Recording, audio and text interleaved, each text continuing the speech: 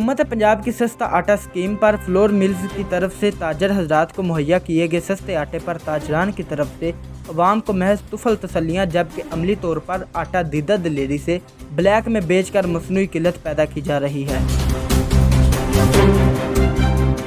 अवाम हुकूमत पंजाब की सस्ता आटा स्कीम के समरात से महरूम,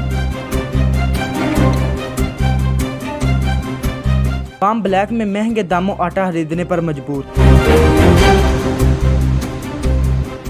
एक तोड़ा की आटे का लेना है ना, तो मैं नहीं आता। हालिया दिनों में स्पेशल ब्रांच की रिपोर्ट पर तहसील इंतजामिया की तरफ से दिखावे की कार्रवाई करते हुए मामूली जुर्माने और कुछ ज़हीरा अंदोजों पर किसी किस्म की कानूनी कार्रवाई न करते हुए महज सिफारिशात पर छोड़कर हुकूमत पंजाब की सस्ता आटा स्कीम को मजाक में उड़ा दिया। जबकि शहरियों का कहना था इंतजामिया की नाअहली की वजह से कब तक माफिया अवाम का खून चूसता रहेगा।